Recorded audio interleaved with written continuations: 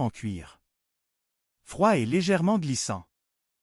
Elle sortit l'autre pied, s'éloignant complètement de la bibliothèque silencieuse pour entrer dans la nuit de Hanoï de 1954. « Mademoiselle, dit la voix grave. Qui cherchez-vous à cette heure-ci? Ce quartier n'est pas sûr. » Chapitre 2, le souffle d'octobre. La première personne que Nguyen rencontra dans le pass était un homme. Il se tenait à l'ombre d'un auvent, fumant tranquillement, le col de sa veste remonte contre la légère bruine. La lumière d'un réverbère le découpait en silhouette, mais Nguyen pouvait distinguer un visage fatigue, aux traits fins, encadré par des cheveux qui commençaient à grisonner. Il portait un costume de coupe française qui, malgré son usure, suggérait une certaine dignité. Nguyen réalisa immédiatement la folie de sa situation. Elle portait son uniforme de travail moderne, un chemisier blanc impeccable, un pantalon noir bien coupe, des lunettes sans monture. Ses vêtements, bien que modestes, hurlaient la modernité, l'efficacité d'une époque que cet homme n'avait pas encore vécue. Elle fit l'effort surhumain de se calmer, mobilisant son instinct de bibliothécaire face à une situation de crise. Les archivistes sont doués pour l'improvisation et la création d'une réalité à partir de fragments épars. « Excusez-moi, monsieur, dit Nguyen, sa voix tremblante mais audible. » Elle choisit délibérément un ton bas, hésitant, comme celui d'une personne perdue. « Je cherche l'allée Fudoan. On m'a dit que c'était par ici, mais il fait si sombre. » L'homme plissa les yeux et s'approcha, sa cigarette accrochée à ses lèvres. Il la regarda de haut en bas, notant la coupe de ses vêtements, le tissu étrangement lisse. Sa confusion était palpable. « Fudoan? Non, mademoiselle. Vous êtes sur la rue Nguyen Du. C'est l'ancien institut français, là où l'on garde les documents. Les livres. Et cette heure, pour chercher Fudoan? Ce n'est pas un endroit pour une dame seule. » Il fit une pause, puis ses yeux s'arrêtèrent sur l'entrée étrange derrière elle, la porte qui n'était pas vraiment une porte mais un trou béant dans le temps. Il ne semblait voir qu'une porte en bois ordinaire dans l'obscurité. Il n'y avait aucune stupéfaction dans son regard, seulement de la méfiance. Pour lui, elle sortait d'un bâtiment. « Vous êtes du personnel? Je ne vous ai jamais vu. » Nguyen pensa rapidement. Il la voyait sortir de ce qu'il croyait être la porte de derrière de l'Institut. Elle devait s'intégrer à son monde. « Je viens de province, monsieur, » inventa-t-elle, utilisant un dialecte légèrement différent, plus archaïque. « J'ai été envoyé par la famille de Madame Chi pour aider au déménagement.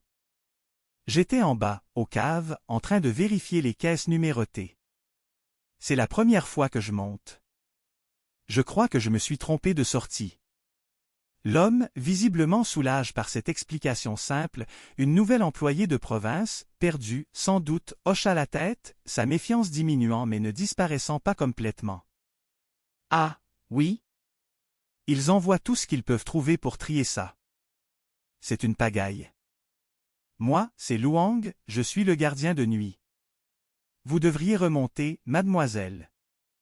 Tout doit être celle avant l'aube. » Nguyen se tourna vers l'ouverture. Elle vit maintenant, dans la pénombre derrière le cadre de la porte, le personnel du temps passe. Deux hommes en chemise blanche amassaient fiévreusement des liasses de papier jauni dans des malles en bois. Leur anxiété flottait dans l'air. Elle avait peu de temps. La porte avait surgi à 19 heures. Il était maintenant 19h06. Elle devait agir. « Monsieur Luang, dit-elle en faisant un pas vers lui, mimant la nervosité. J'ai oublié de prendre un registre. C'est le registre des manuscrits non catalogues de la collection du Sud. Madame Chi m'a dit que c'était le plus important, qu'il ne devait pas tomber entre de mauvaises mains. Je dois le récupérer maintenant. » « Quel registre? » « Tout ce qui est important est déjà dans la cour, mademoiselle, protesta Luang. « Non, celui-ci est dans un coin sombre, juste derrière le coffre-fort des cartes. Je l'avais mis à l'abri. Mais si je ne le rapporte pas maintenant? » Elle laissa sa voix se briser, jouant le rôle de l'employé terrifié. Luang soupira, retirant sa cigarette pour la jeter à terre. Fichu déménagement. Allez-y, mais dépêchez-vous. Si le chef vous voit, il sera furieux. Il est très nerveux à propos de cette transition. Merci, monsieur Luong. Nguyen se retourna et s'engouffra à nouveau dans l'ouverture. Dès qu'elle franchit le seuil, l'illusion se brisa. L'odeur de la bruine et du charbon disparut, remplacée par l'air sec et climatise des archives. Le son des conversations s'estompa, remplacé par le bourdonnement du ventilateur. Elle se retrouva dans le couloir moderne du sous-sol de 2024, le chêne antique de la porte s'est projetant une lueur étrange sur le béton gris. Elle se précipita vers le fond du couloir. Le coffre-fort des cartes était à quelques pas. Nguyen savait que dans son présent, ce registre n'existait pas. Les archives historiques mentionnaient sa perte, un mystère survenu pendant le Grand Transfert de 1954. C'était l'occasion de toute une vie pour une archiviste. Elle se glissa derrière le coffre-fort. Là, dans l'ombre, Nguyen vit une petite tablette de bois. Dessus, un livre de contes en cuir marron, épais, avec un dos use. Elle le reconnut immédiatement, c'était le registre des manuscrits indo-chinois, dont on disait qu'il contenait la liste de trésors perdus. Elle prit le registre. Il était étonnamment lourd. Au même moment, elle entendit un bruit sourd et inquiétant. Elle se retourna. Le cercle de laiton du badge de Lotus commençait à se rétracter de la serrure. La lumière verte clignotait frénétiquement. La porte 7, qui était là il y a quelques secondes, commençait à s'intégrer au mur, se transformant à nouveau en un magma de béton gris. « Non !» s'écria Nguyen. Elle courut vers la porte. Juste avant qu'elle ne se referme, elle aperçut M. Luong de l'autre côte. Il regardait l'entrée d'un air de plus en plus confus, comme si sa mémoire de leur conversation commençait déjà à s'effacer. Il ne la voyait plus. Il regardait un mur. Nguyen se jeta à travers le passage. L'air vibra autour d'elle, un vent étrange fait d'électricité statique et de poussière. Elle atterrit maladroitement sur le sol du sous-sol de 2024, le registre du passe serre contre sa poitrine. Un instant plus tard, le bruit s'arrêta. La porte avait disparu. Il ne restait plus qu'un mur de béton gris et froid, avec les mêmes micro-fissures qu'avant. Seul un grain de poussière étranger, sentant le charbon et la pluie, était tombé sur le sol de son époque, juste à l'endroit où elle était tombée. Nguyen se releva, haletante, le cœur battant. Elle était de retour. Le temps était 19h10. Elle avait passé moins de 10 minutes à l'autre époque. Elle regarda le livre dans ses mains. Le cuir était use, les pages jaunies. Il était réel. Un artefact du passe, ramené dans le présent. Un livre qui n'aurait jamais dû exister dans sa ligne temporelle. J'ai réussi, murmura-t-elle, une vague d'adrénaline la submergeant. Puis, une nouvelle pensée la frappa, glaciale, le badge. Elle se souvint d'avoir inséré le badge en lotus dans la serrure. Elle chercha la serrure. Elle chercha le badge. Il n'y avait pas de serrure. Et le badge n'était plus sur sa veste. Il était reste de l'autre côte.